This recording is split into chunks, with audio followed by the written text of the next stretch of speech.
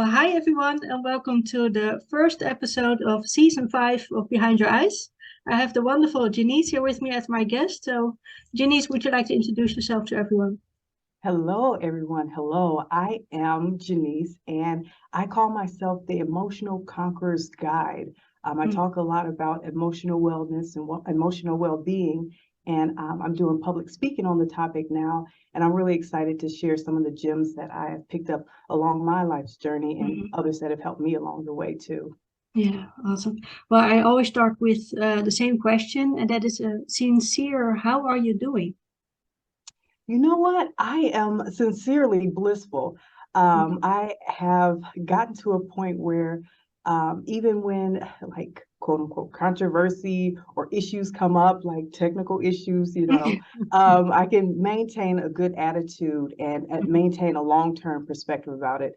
I actually had another meeting scheduled this morning that I ended up getting stood up for, but it was just like one of those things where I work to make it to where I'm more understanding of people's situations. It wasn't deliberately to make me feel disregarded, but Yeah. being there and saying, okay, what were they experiencing? What would make them do something like that or not do something like that? And once I Mhm. kind of changed my perspective on just how I view um, adversities and things like that, I'm Yeah. able to stably keep a level head about it and keep a good attitude overall. So overall, I am blissful today. I am feeling so Mm. blessed. Oh, that's so good. And that is such a beautiful perspective to have because otherwise it could easily be you can judge people or be drowned by your own emotions in a certain situation. But to keep it more level-headed and to think from their perspective, it's a nice view to have. Yeah, yeah, thank you. Yeah. And you wrote on your website that you have 4 important D's in your life and that have affected you a lot. And would you like to share those with us? Yes. So when I speak, I give my webinars, I speak about the 4 Ds. That is death, despair, depression, and disappointment. And each of those have shown up in my life, and I'm sure for many of your listeners and your viewers' lives as well. And they have been kind of extreme for me. Like Mhm. losing my mother at 19 was extreme for me. The disappointment of I lost my dad. My dad was murdered a few years back, well, Mhm. 7 years back, and I never had a strong relationship with him. And I was just disappointed with life on that point. Mhm. Depression behind my mother's death as well, and feeling Mhm. despair as well behind that. And maybe I'll add a fifth D in there as divorce. I've been divorced for about 7, 8 years as well. So Mhm. just the things that I've gotten a perspective about just throughout my journey, Mhm. those have been some of the pillars that have kind of guided me to this emotional intelligence and this emotional well-being. Yeah. And they were quite dark times for you, as I can imagine, quite extreme things to cope with. And how did you survive, really? Yeah, initially it was since I didn't have the skills at 19 to deal with such a loss emotionally. A lot of it was just despair. I went to a free fall after my mother died, Mhm. where it was again suicidal thoughts, deep depression, just being disappointed with life with her. And even at one point, I had burned so many bridges with family members looking for her love, my mother's love. I ended up homeless for a couple of weeks living in my car. And Mhm. so having that strong relationship with my mother was like one of the key things that kind of played in the back of my mind, even as I was going through some of those situations. I Mhm. knew she always had so much faith and so much hope in me and my abilities. And so that kind of helped guide me along the way. And as Mhm. I started noticing patterns of these highs and lows, I'm Mhm. like, you know what? I have some control and I can understand and I can get a perspective that in these lows, there's always going to be another high. There's going to Mhm. consistently be a high. I just have to maintain a forward thinking attitude about it. I'm like, okay, this too shall pass. You know, you've heard Mhm. that saying before, this too shall Mhm. pass. And so once I started to incorporate that thought process, things would either they would minimize to me emotionally, where I wasn't in deep fear and grief and depression and all of that. I was able to more so align with higher emotions, like just being content with life. I know that I'm going to get out of this, so why bother with the depression? Why bother with the disappointment? Though it comes, Mhm. but I always had that forward perspective, like things are going to work out for me. Mhm. So through the years, with that little grit in the back of my mind, I've been able to place that in different situations where it's been like dark for me, and just say, okay, how are we going to get through this? And once I focused my mind on a solution, the problems didn't seem so big. And so I was able to, again, just rise up more so emotionally on a regular basis. It's quite like a forward-thinking mentality, really. If you focus on the future and focus on hope for the future, Yeah, that definitely. will drag you out of a difficult situation. But I can understand that while you're in that situation, that it can be hard. So what would you advise people who are like in a dark place right now? Yeah. So some of the things that I talk about in my speech, one, the first point I typically bring up is acknowledging where you are. I Hmm. think society and just people in general have a tendency to sweep things under the rug.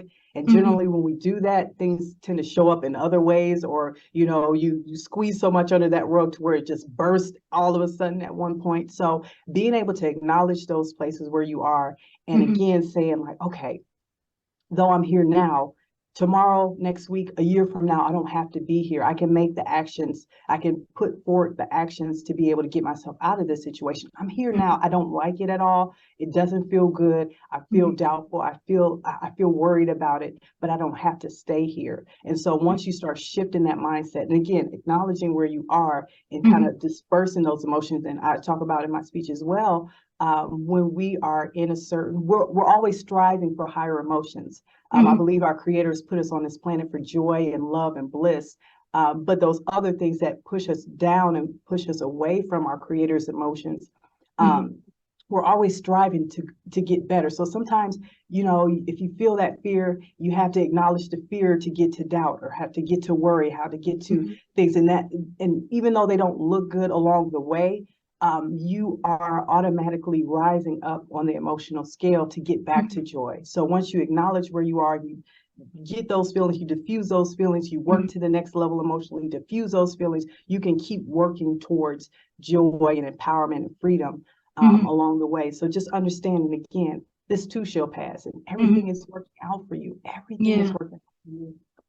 Yeah, because I know, because I've been through hard times as well. And when you're in that moment, it can feel quite powerless.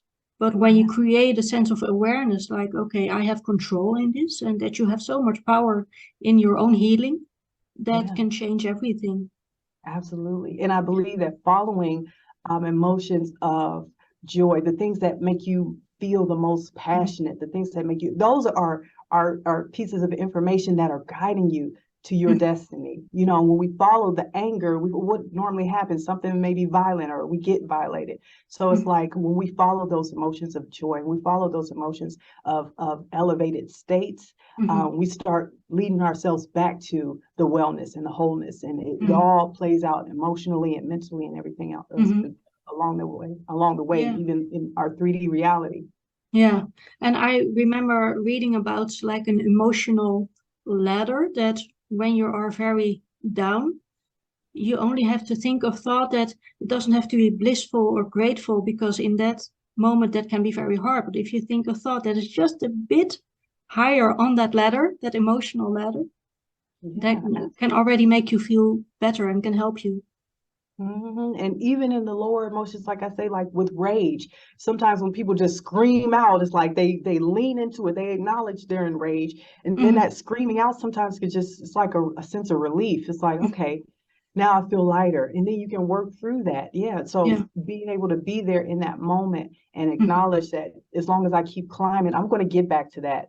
And there's a saying, you can't go from crappy to happy like in an instant, and that's true. So being able to acknowledge where you are and make those conscious decisions to make it up that ladder, you'll get there eventually. Hmm. And Yeah. once you see the pattern of it, you see that it's worked for you once or twice, you'll be able to be excited on a regular basis. Like, I know I got this, Yeah. Yeah. I got this. We're good. Yeah. Yeah, for sure. And when did you realize that you have so much power in your story and that you can help people with it? Yeah, I think everything, well, along those, since I lost my mother back in 2005, and I've been sharing with people about just my own personal journey, there's been little flickers of like, yeah, you can help people, you can share this story and help people with where they are.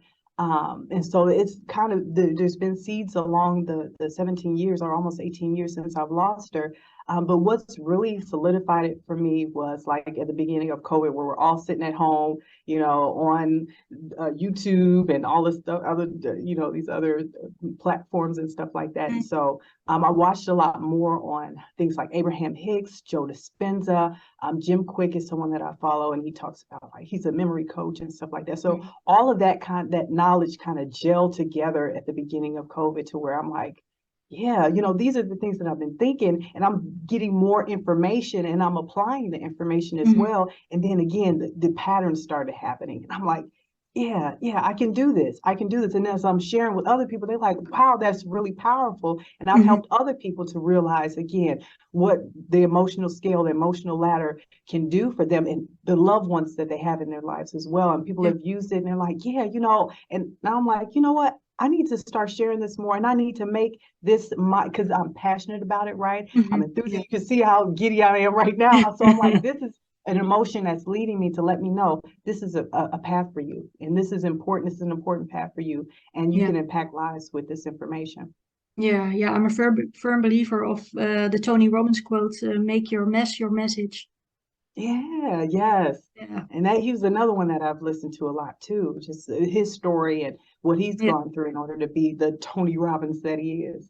Yeah, exactly. But like I said, you don't have to be like a big person of a big name like Tony Robbins to impact other people's lives. You can just have a story of your own and create from yourself, and you have a story to tell. It can affect so many people by just, being you, really. Yeah. And once you get rid of the fear of not being this or not having that, it frees you up so much, and people are still able to get the message, and you're still able to shine that light and help them shine a light, make this big ripple effect Exactly. throughout humanity. Yeah. And how do you currently stay mentally healthy? One thing I do regularly, I try for twice or three times a day, is meditate.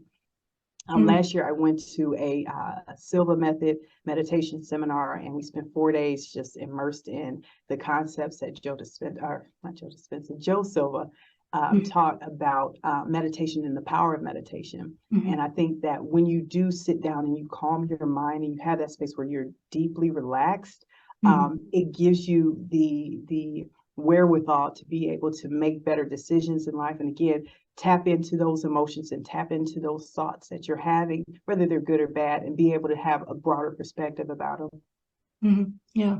And do you have other ways of like just self-care? Yeah, I mean, things like just going out and getting meals done, mani-pedi on a regular basis. I know it's kind of shallow, but things like that. I do like to write, so every once in a while I'll write.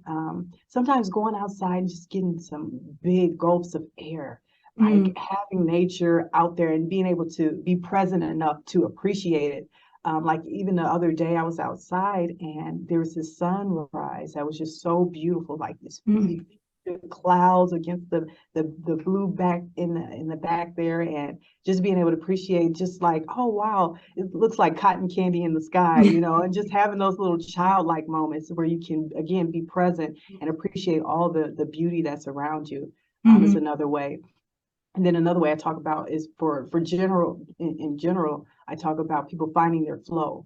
The things that you can sit down and do for hours and lose track of time. That's something that helps you, again, to find that balance emotionally, where you can at least be content with life. You may not be blissful, but the anger and the fear kind of subside because you're so zoned in what you're doing while you're in flow. And it puts you in a more relaxed state of mind as well. So those are the things that I practice more regularly. And you're now in medical school, finishing in 2 years. And I read on your website that it was your dream as a kid to become a doctor. So how is this time for you now? Yeah, well, I have been on hiatus for a little while because of COVID and just things in general. But yeah, I'll be starting my third year in the summer as a medical student. And yeah, like I said, it's been something that it's something I've wanted to do since I was a child. My mother was actually one that really encouraged me as a child to do it, because I felt like I was a healer and I would play doctor on the playground with my friends and stuff like that. And so she really encouraged me. And that was another thing that kind of has pushed me along in her passing.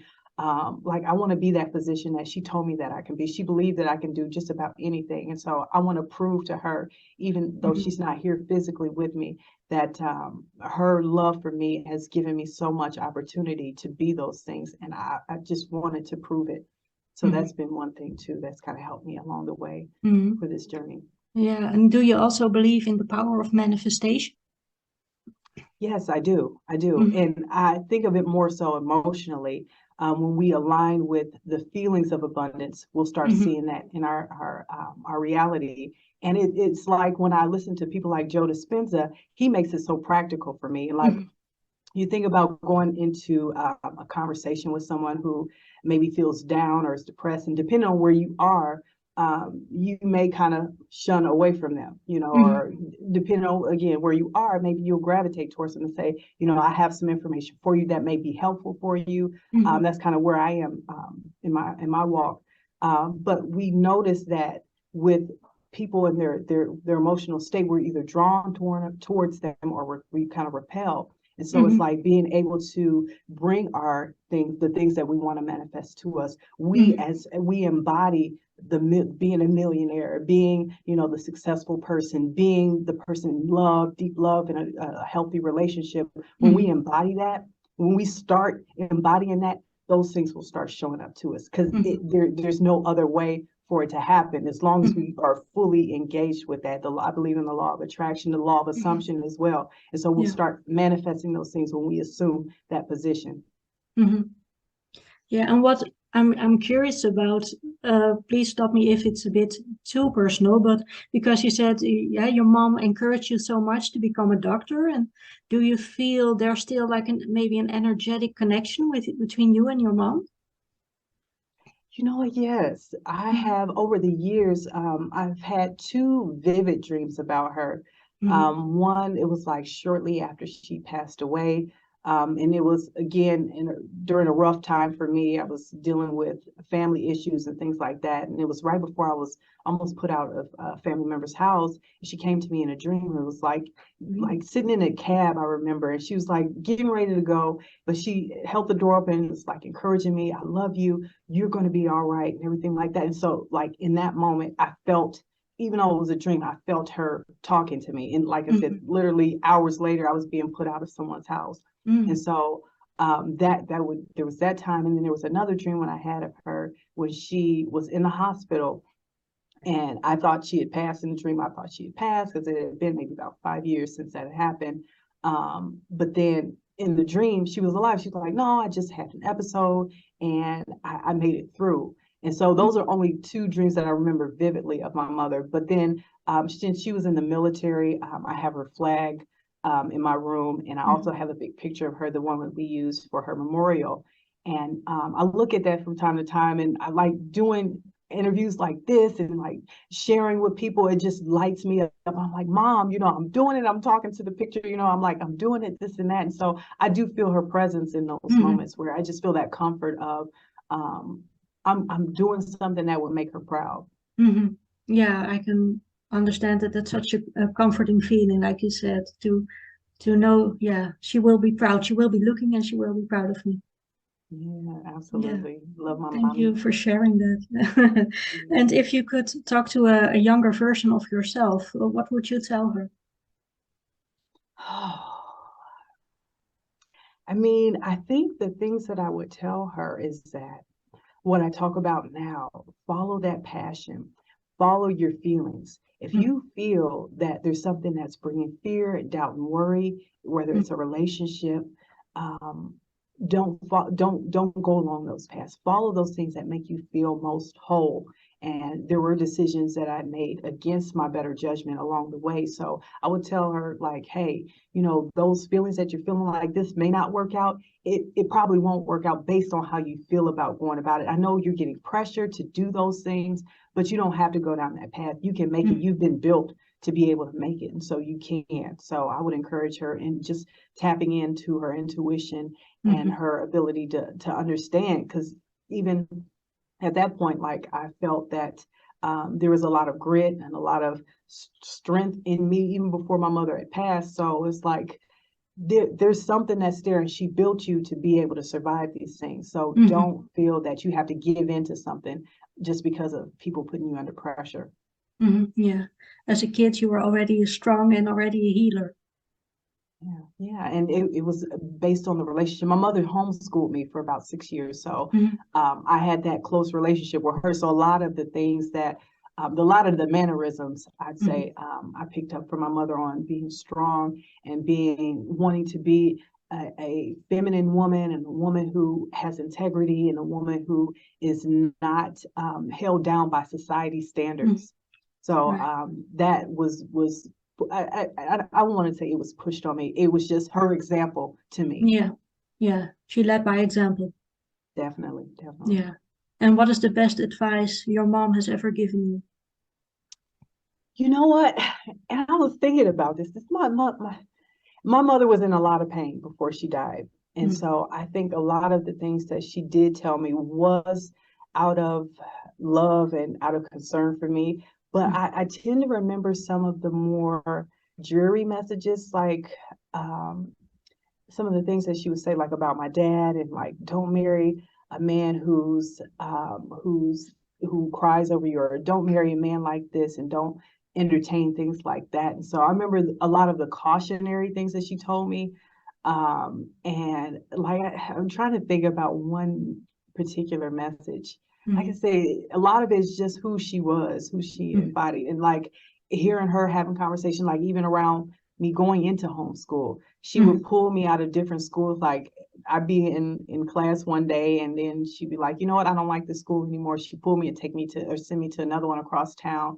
And she did that, like I said, for my first grade year to my fourth grade. And then fifth grade, she was just like, no, I'm going to um, I'm going to teach you myself. And so I remember her being on the phone, kind of having those conversations with other people, and just that, you're not giving my daughter what she needs. And so I'm going to take matters into my own hands, and just kind of seeing her go along that process of homeschooling me. Yeah. She sounds like a very strong woman, very inspirational woman. Yeah. And I think, with all of that, and if I could have had a conversation with her younger self, just being able to say, hey, mom, these things, because she died of a brain aneurysm, which was caused by years of chronic hypertension, caused by the stress that she had led, and the life that she had led for a number of years. So I think talking to her, I'd be like, hey, mom, these things emotionally for you are guiding you in a certain direction. So maybe we can just dial it back, and like wanting to help her to take more consideration of her own health. And so sometimes I think, when people think of strong, it's like you don't complain, you don't show weaknesses as in doubt and worry and things like that. But again, you have to get those things off of your chest to be able to get back to an elevated emotional state. Yeah, we need maybe another definition of the word strong, because like you said, being strong doesn't mean ignore or deny your own feelings, but be in touch with them so you can feel them and then go through them. Yeah, I feel like strength is like, kind of bearing down and, hitting it, punching it where it needs to be punched, and then letting it go. Right. Yeah. No, we should let go of the definition, that's for sure. Yeah, I'm gonna work on that. Yeah, I need to I'm with you on that. remix the word strong altogether. Like, yeah. Absolutely, absolutely. Well, my final question is also always the same one, and that is, when are you at your happiest? When am I at my happiest? When I'm with my son, and when I Mhm, talk to my son. He's 14 years old, and at about 2 or 3, he was diagnosed with autism. mhm, And since then, he has um, had challenges, things of that nature. But I mean, he's high functioning, so it's like you can't really tell unless maybe you have a conversation with him. But um, just the relationship and the bond that we've had over the years, and mhm, what I've done to intentionally make sure that he's happy, if nothing else. Like, and I guess to my point about strength, I've put on that strong front, even though, like, me mhm, and his dad went through a rough phase, and I going through the divorce and stuff like that. It was rough for me, mhm, but I put on that kind of front of strength when he was younger. but just seeing him laugh and having conversations with him and like him expressing to me certain things and just being in his space. I just love my little munchkin. I know he's 14, but I still call him munchkin. It's still a difficult age, though. But and that's the thing, he's just a joyful, happy person, like the typical teenager that's kind of like standoffish, doesn't want to be bothered, feels like they're too good to be talked to by their parents or told, you know what I mean, be seen with their parents in public. That's not my son at all, you know. And so I love that about him. And like we still cuddle from time to time. I mean, not very often because like he does like to go off and do his thing. Like he's into planes right now. And so he'll do like simulation games on his phone and stuff like that for a while. But the bond that we have, like it's just a delicious bond, and I'm so grateful for it. And anytime I think about him, anytime I'm around him, it just instantly brings joy to me. Yeah. Oh, that's so wonderful to hear. Thank you. Well, thank you so much for this conversation. I really enjoyed talking to you. I hope it was a joy for you as well. Yes, absolutely. Absolutely. Like I say, I love sharing about these things. And since I found out like this is my passion, this lights me up, I'm planning to setting the world on fire with this. You know, I want to help as many people as I can. So Awesome. definitely appreciative of this time with you. Thank you so much.